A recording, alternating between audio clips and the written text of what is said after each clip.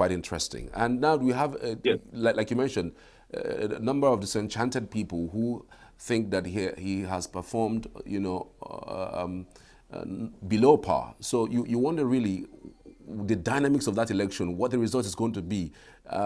Would it be one-way street? Would it be, people not really showing up to the election because they feel that, the elections might be rigged? So it just plays out a very, insatiable, or you can't really predict what's going to happen on the day of the election or what the result is going to be about, really. Do you think the unity of the opposition, like a measure of some sort, say for instance, decides that, the only way we can oust the governor, given that he's not that popular anymore, like he was in 2021, is by coming together or collapsing his structures together into one in order to beat it? If he does that, do you think that it would have more chances to oust the governor? Yeah, that would ideally be something, in more developed democracies, that is ideally something that one would expect to see. But in Anambra State, of course, in Nigeria, our democracy has not reached to the point where people are ideological in their leaning. But suffice it to say that, of course, just like you are ideological in their leaning. But suffice it to say that, of course, just like you mentioned, there are people who, who may not be voting in this election because, for the simple fact that they don't like the type of politics, why they may, be comfortable with the level of work that the governor has done.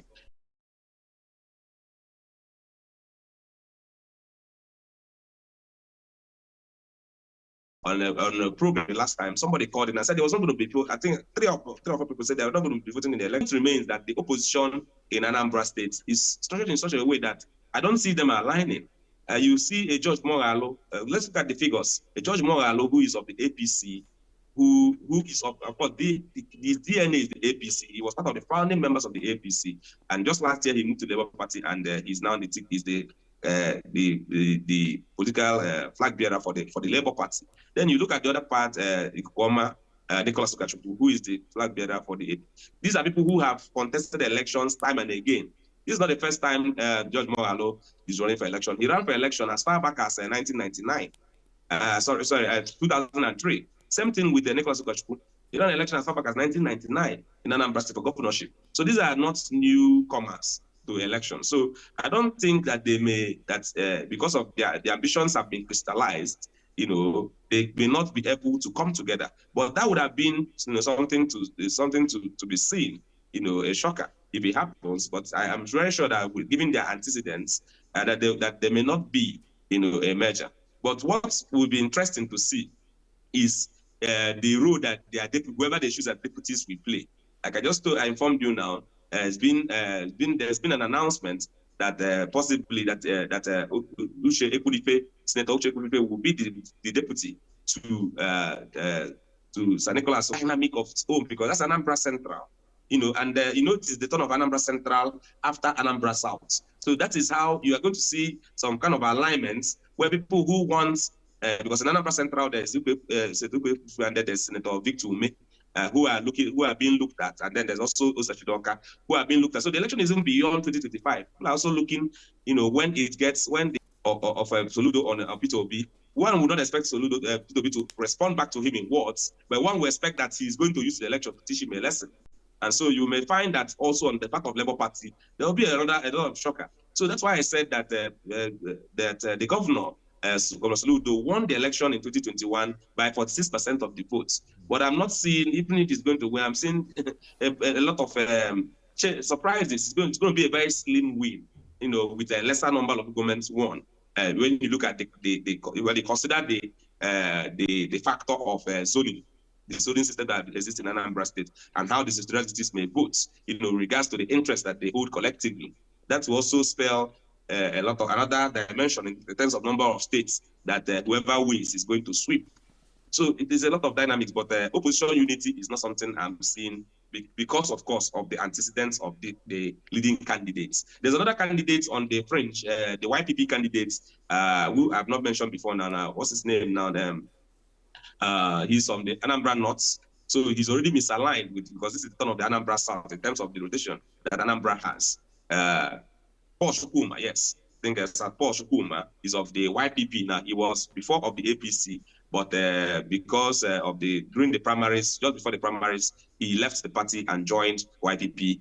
They were too glad to give, they have given him the ticket for the YPP. So I don't know how much of a contribution role he's going to play in the election, but I'm very sure that because he's not from Anambra South, that already gives him, that's already a problem on its own. But of course, the YPP, which is the vehicle he's using, is formidable. You remember that it was a party that Patrick Ifeanyi used to win, the Senate for two election cycles. And currently, they have a lot of people in the House of Assembly and House of Rep from Anambra South. But the point still remains that the factor that made the YPP formidable, that is the late Senator Patrick Ifeanyi, is no longer there. And also, Paul Chukwuma is not from Anambra South, where it is deemed the next the election should go in November 8th. So that is also something that his effect may be negligible, but of course, he may just carry maybe one or two words along with him. But opposition unity is not something I'm looking at that will be possible in this election, not in this November, because if it were going to be possible, we would have been seeing signs of that before now. And just now, with the visit of President Tinubu, everybody is trying to gather his own people to himself. The APC is trying to gather their people and be able to show that they have capacity in Anambra State to be able to get the endorsement of the president. The APGA is also endorsing President Tinubu to see if he would be adopted, if they will be adopted as his candidate for the election, because of course we saw what happened in Edo, where their election still has to be one for the history because of the things, that kind of infractions that happened during the election, even after the votes have been cast. A lot of votes were found in the gutter and all that. And that is the kind of elections that the APC have given us since 2015. And it speaks to the fact that the masses, that is why mostly here in the Southeast, where people really come out to vote and want their vote to be counted, people are disenchanted with the APC. And that is why you see the race between APGA and the APC in Anambra State to see who wins in favor of the center. Because the APC is trying to win it because they want the endorsement and possibly the impunity that comes from the federal. And also then the APGA is trying to win it to avoid that impunity being meted up on them. Of course, the people who are trusting on the masses to win the election will be the Labour Party, who have who are neither aligned with the center, nor do they have of incumbency. And so you see, the election dynamics is very, it's really an interesting one, and it's left to be seen what happens during the campaigns and who. These figures we have mentioned now, how much interest and how much weight they pull will determine how the election is going to go. But something is for sure, the winning of this election will be very slim. And, very good point that you have put out there. But I'm just thinking, you have mentioned that APC, especially around the Southeast and even Anambra State, is viewed as a party for the Northerners, a party that did not give Igbos the opportunities, So I'm wondering, if Ifeanyi was to be alive, he was going to run on that platform. Do you think anything would have changed? Surely things would have changed because just again, like I said about it, Toby, sometimes people have high political currency and they are good campaigners. Ifeanyi had this force, he had this force, which worked for him, because you'll see it in the way he came out with the YPP for the first time in 2017, a newly registered party, and won election in the Anambra South Senatorial, contesting with heavyweights like Senator Oba, the other Oba from Agbata. So you find that it's really about politics in Nigeria and in Africa for the most part, and anywhere in the world. You saw it with Trump in the US. Any other person, any other Republican would have lost that election. So in the same way, because of course, the sentiment against Republicans was also not very palatable for the American public. So in the same way, even though the sentiments of the people here in the East is not so much in line with the APC, you find that there can be an individual that they may be able to trust, there's a way they call it, they say it in Southeast, when they want to vote beyond the party and vote individual, they will say, no, it's a common saying in the streets here. They will now tell you, no, meaning that it is the person that they want to support, not really the party. So that's how sophisticated voters here are in the Southeast. And you may find that that could have been, it would have been, of course, you will see the language or the body language of Apuga and the governor when Dr. Patrick Ifeanyi was alive. And now, nobody was making comments like there's no space or there's no vacancy. Everybody was just working hard and working fast to see what they could deliver. But now, after his demise, we're hearing comments like there's no space in Agwaka and what have you. These are comments that were not anywhere heard. So it tells you that it was a real nightmare that could have just become a reality. If the universe also does its own part, because as far as anybody observing Anambra politics is concerned, if I was going to do his own part. So it was just if the universe does its own part, and then the man would have found himself governor, as he has always dreamed. But the APC is getting some deodorizing with what Governor Soludo is doing now. I think he may be helping the APC at the end of it, because he's now showing people through his comments and his support, saying that Africa will support the APC for the 2027. He has now shown people that there's not much difference between the Africa and the APC. That what elites have always been saying, that in Nigeria that there's nothing like party. That parties are just mere vehicles in Nigeria. There's no ideology. So Governor Soludo may have inadvertently even helped he has helped to deodorize the image of the APC, which may come back to haunt him in the election, because now that he has declared the support for President Tinubu, what it now means is that people would now see that there's no difference between APOGA and the APC, and that may be the shifts that they have been wanting to have a mindset that will not even make them vote the APC. So when in the desperation, politicians make certain comments, they may not know how far-reaching those comments and those actions may be. Of course, people now are now comfortable. Before now, when you wear the APC jersey or anything in Anambra State, people may be looking at you like somebody has Flakwa. But right now, with after the visit of Tinubu and the endorsement by Soludo, people are now, you've seen the street, people are comfortably wearing, APC, and people are comfortably identifying themselves with the party. And that could be very much the undoing of the Apuga in Anambra State. Indeed. Caleb Festus, OKK and Yobi, many thanks. We truly, really appreciate you for your insight into Anambra and its pending elections. Many thanks again. Thank you so much, Charles. Thank you, Nigerians, for listening. All right. We're back after this. Just stay with us. Every second, every minute, every day, news is breaking. Events occur, and there are new developments. At Signature TV, we follow these stories objectively, bringing all sides without bias, explaining the complex issues, breaking down the numbers, and investigating the issues behind the news. Anywhere and everywhere, near or far, wherever the news is, we will be there. Signature TV. News in your pocket. With a population of about 36 million people, the Southeast is awash with stories. Every day on Southeast News, we tell the peculiar story of the Southeast and her people. Our Southeast should be the Silicon Valley of Nigeria. Their successes, achievements, and daily challenges. Do you have a Southeast story to share? Community achievements and challenges, completed and uncompleted projects, bad roads, water scarcity, erosion, flooding, insecurity, or even disagreements? Bring it on to Southeast News. On Southeast News, no story is too big or too small. Southeast News. Let's tell our story. Showing on Signature TV every weekday at 4 p.m. WAT, 1600 hours GMT.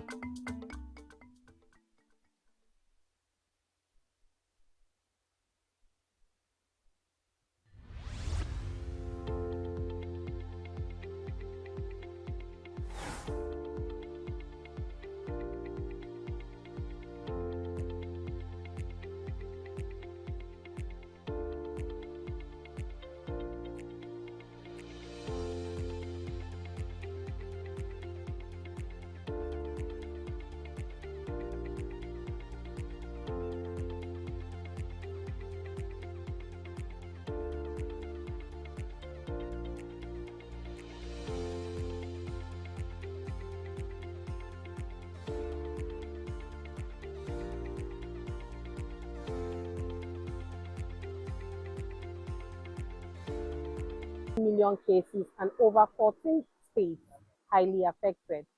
In 2015, the then president of Nigeria, Goodluck Jonathan, introduced a law to help fight FGM and, of course, punish the offenders.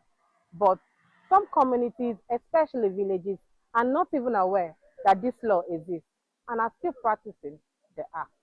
Female genital mutilation is a severe human rights violation that affects millions of women and girls worldwide, particularly in Africa, Asia, and the Middle East. The practice involves the partial or total removal of the female genitalia, often performed on young girls without their consent. An estimated 86% of females were caught before the age of 5, while 8% were caught between age 5 and 14, with an estimated 86 million girls worldwide said to be at risk of female genital mutilation between 2015 and 2030. The implication is that millions of girls are being robbed of their childhoods, health, education, and aspirations every day by the harmful practice. The prevalence of FGM is highest in the Southeast with 35% and Southwest with 30% and lowest in the Northeast with 6%. Medical experts warn that FGM has severe physical and emotional consequences, including chronic pain, infertility, and psychological trauma, which could last a lifetime, impacting not only on the individual, but also their families and communities. There are some immediate and long-term complications of FGM. By cutting the clitoris is what gives arousal, okay? The labia minora, you cut, and majora may consist of some little secretions, organs that secrete and wet that area, okay? So you cut them, there's problem. Even the infibulation, it just opposes the opening for the vagina, so it makes it look tiny and narrower. So it can cause what you call vaginal pain during sex or sexual pain. There could be some urinary problems, difficulty in urination. Then it could affect childbirth and delivery, where you can have a narrow opening for delivery. There will be complications. The short-term complications would involve shock, infections, excessive bleeding, hemorrhages. Why? Because most times we notice that, 90% of the time we notice that the people that carry out these practices, one, are not medically trained. These are traditional experts that have little to no substantial knowledge of the human anatomy. Secondly, they do these things in septic conditions. Sensitizing the community and the society at large on the effects of female genital mutilation, because it causes a lot of harm than good to the public. A broadcast journalist, Hyginus Odo, emphasized that FGM is a cultural belief that should be eradicated and discouraged. When a way of life becomes inimical to human, to life itself, when a way of life becomes inimical to life itself, what do? You have to review that way of life. And that's why it's not to eradicate the culture of the people in totality, but those aspects of the culture of the people that are inimical to the existence of human being in the society should be looked into. Women's rights advocates shared their views on the legal implication of FGM during a recent Zoom session with Signature TV. A legal practitioner, Chioma Ode, revealed that the case of FGM in Ebonyi State often go unreported because victims are reluctant to report their loved ones, which she said is a major challenge in addressing the harmful practice. Because one of the things that we have come to see as a challenge is that this mutilation or this cutting or this circumcision is actually carried out by the family, the parents, the guardians. And when you see that your family member, your father, your mother, your uncle, your auntie circumcised you as a female, chances of reporting the matter is slim. And even when you report the matter, even when you see the survivors, we call them survivors, that report this matter, or victims, as you may see them, that report this matter, it is also very slim to see that this victim or this survivor would actually want to speak up or to complain or to even follow this matter to a logical conclusion. It's very rare. So I wouldn't tell you that, yes, currently we have a case study that this case study has actually been followed up to a logical conclusion. But whether female genital mutilation is a crime, is a crime. More awareness needs to be created.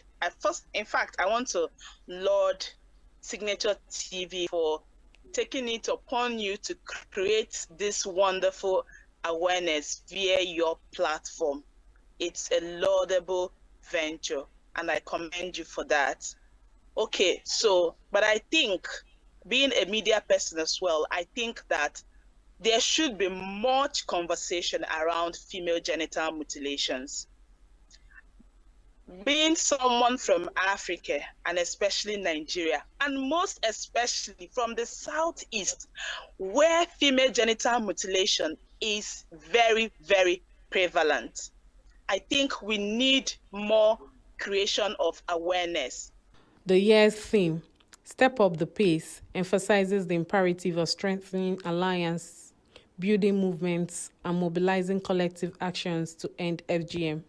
It is a clarion call for governments, civil societies, organizations, community leaders, healthcare workers, and individuals to unite and wage all-out war against FGM. Chinemerem Ikebunam, Signature TV News.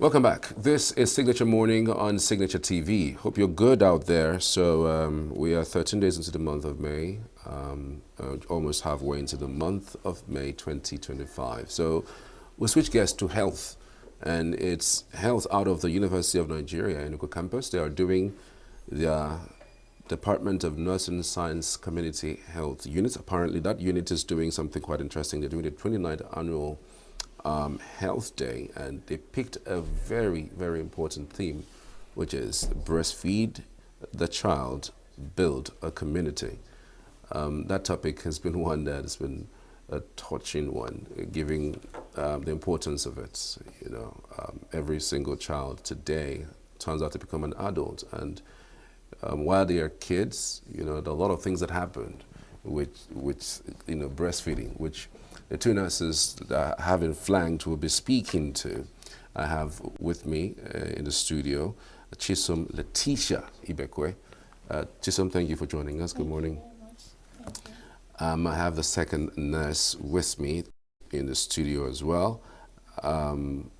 She is one that would also speak to the issue regarding breastfeeding the kids. I'm talking about Miracle Chineze Ozioko. Good to have you. Good morning. Thank you. Good morning to you too. So how important is it talking about breastfeeding, especially for kids and their mothers? Breastfeeding is a very important topic, you know, because we all were birthed and we went through that process once in life, and we all had breast milk. And breast milk is one that every child needs because it helps in brain development, cognitive development. So you see that sometimes when someone does something in public, you hear people usually say, "Oniwura randegi," because breast milk is very, very important. So it's a very crucial topic, and recently the way that you know, some mothers try to avoid breastfeeding these days, you know, it's something that we need to talk about. So is that the reason why you chose the theme? Because, I mean, it could have been anything. It could have been puberty, it could have been anything. So why specifically that topic? We chose the topic because we need the communities, because public health nursing, you know, we have to go into the communities, people who are staying in the rural areas. So we chose this topic because we need them to understand the importance of breastfeeding. We need them to see that it's important that you breastfeed your child. Exclusive breastfeeding. Exclusive breastfeeding, I mean just breast milk from the first hour of life for the baby till 6 months. So we need them to see the importance of breastfeeding, the benefits there.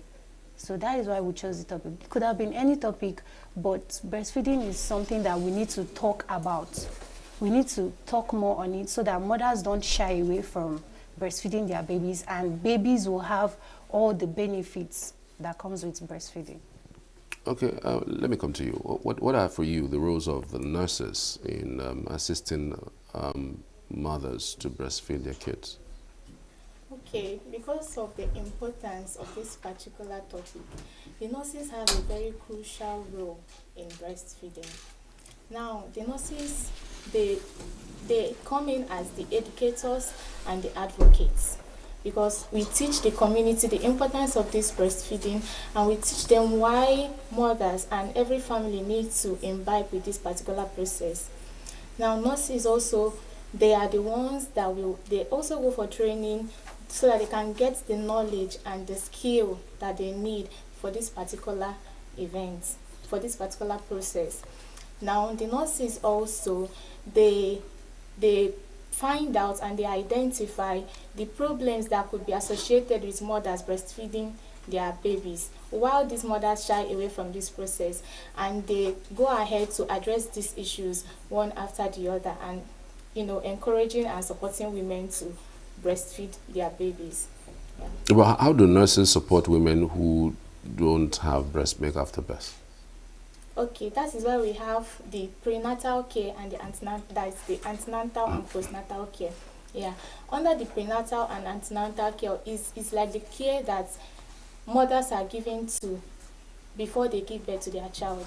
Now, if there is any complication that might result in this woman not having enough breast milk, or anything that might happen that this woman might not be able to breastfeed their child, it is during this antenatal care that nurses will find out these things. For instance, if it's a woman that takes alcohol on a normal, during this antenatal care, she'll be advised that she needs to stop, because taking alcohol will not be good for the child, because definitely the child will be getting stuff from the alcohol through the breast milk. So she'll be advised to stop. And then for women that have any other complication, this is the period it will be found out. So this is how nurses are able to help women. And also, they also try to educate the women on good nutrition, feeding well, because it's true that breastfeeding, the quantity of the breast milk that will be coming out might be the quality might be affected by the food that a mother eats. So the woman needs to eat adequately and nutritious diets during this period of her pregnancy and even after she has given birth, so that she can be able to produce a quality and a quantifiable breast milk. There are women who would say that it doesn't really matter that using formula would do for them. What advice would you give to those kinds of people? Because again, there are people who don't really think that breastfeeding is that important. Okay, breast milk is very important, and that is why, as nurses, we have a crucial role to play with the mothers, especially during the prenatal and the antenatal period. You explain to the mothers that you can't compare breast milk to formula. Those are like milk. They are not gotten from human. Yes, they are not gotten from human. And then breast milk has like so many other nutritional. Breast milk has vitamin A, D, E, K, and also breast milk has so many nutritional contents in it that you cannot compare with formula. Breast milk also has protein in it. It has proteins it has both whey protein and casein protein, which can help to keep the baby for a longer period, especially when like the mother is not there to breastfeed the baby. And also, when you want to compare breast milk and formula, you find out that most babies that they are formula fed, they are usually prone to obesity. But when you breastfeed your baby, the baby has less chances of being obese. And also, when you are giving formula, some mothers, they are not even neat. They don't even keep their environment clean. They can't even wash the things that they use to feed the baby, like the tubes and cups and all of that. You need to have like a measure whereby you keep those equipments clean to avoid infections to the baby, because you know that newborn babies, they are prone to infections, like easily prone to infections. So breast milk will help you prevent all that, because it's from the mother's breast to the baby. So there is nothing like you want to wash the spoon so that you use it and feed the baby, or you want to keep the cans clean. So that is why we encourage mothers to breastfeed, because you can't compare breast milk to formula. Breast milk is God-given, it's from God. But formula, it's man that made it. So you can't compare what man has made to what God has made. You want to say something? Yes. Okay. Okay, years before now, and even presently, so many mothers are still saying that giving their child breast milk is not really necessary, since there is formula, there is, all those formulas there. But I want to bring to the notice that studies has been going on, right? Studies has been going on, and we found out that babies that are not well fed, that's giving their mother's breast milk well, how it should be, that they come down with some kind of illnesses. These babies, they are at risk of sudden infant death syndrome, because they are also at risk of respiratory distress, they are at risk of asthma and all those other diseases that could have been prevented if they were adequately fed with their mother's breast milk. They're also at risk of diarrhea, like my colleague said, because they might be fed with food that is not clean,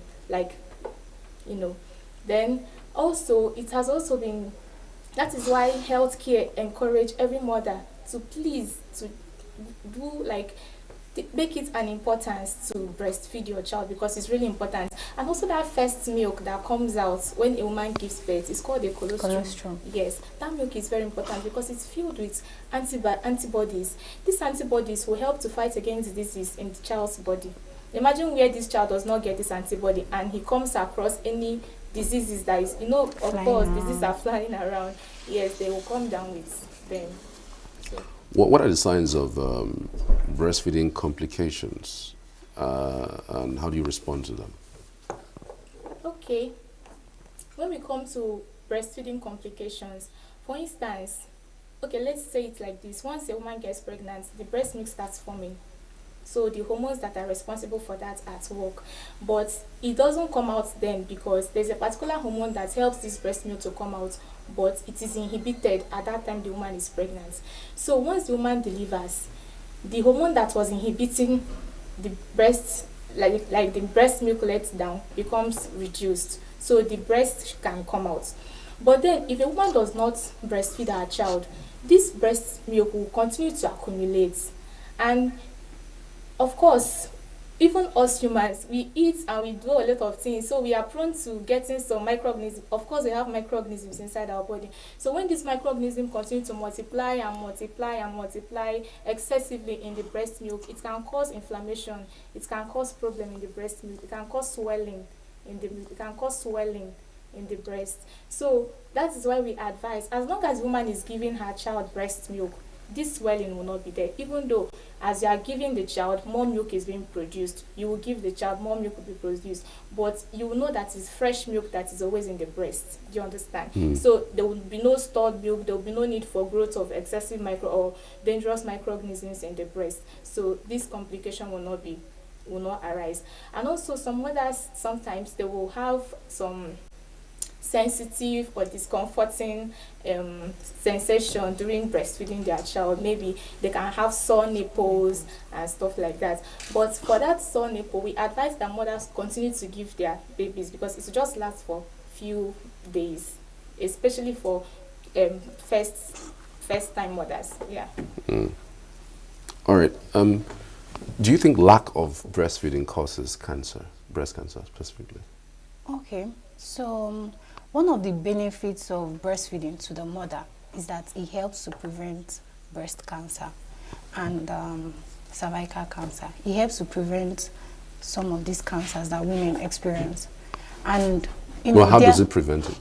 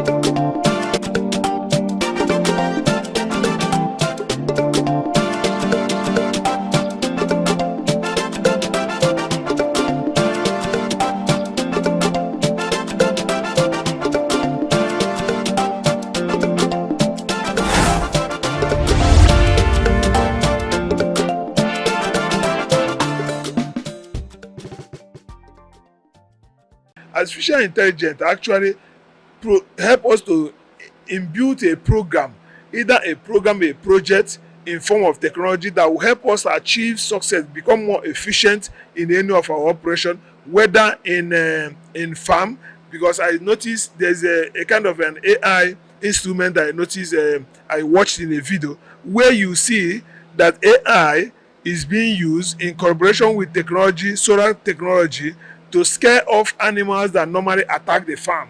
It will blow bugle, make different sound, even release a gunshot sound. But these are not real gunshots. But when maybe a monkey or that attack maize, that harvest maize and all that came to that very farm, you will censor that very monkey and begin to make those or birds are perching on the crops. So it will sense them and begin to make those sound, and they will scare away and they will never come to those farms. It goes a way to show that AI and technology is a hallmark of our development. It's very going to enhance our development. But the only caution is that we need as well to protect the human race, protect the human privacy, protect while we are implementing the AI and technology in any spheres of life. So if we must grow, we must go with technology, we must go with AI. That's the current thing about it there. Artificial intelligence, it's come to stay, right? Whether you like it or not, it's really helping drive a lot of sectors, technology, medicine, agriculture, and all that. So it's something that has come to stay. And the only reservation that we have about it is that it's going to take a lot of valid jobs from humans, right? And I think that's the only concern. But you wouldn't compare the benefits, right? Because globally, AI drives the economy. It drives virtually everything that we do, and so it's a win. It's a global win. Yeah, when I was in school, sourcing was not in our own tongue. So we don't have it, anything like AI, we don't have it there. We use books, we go to library, you make research. So then there's nothing like AI. You have negative balance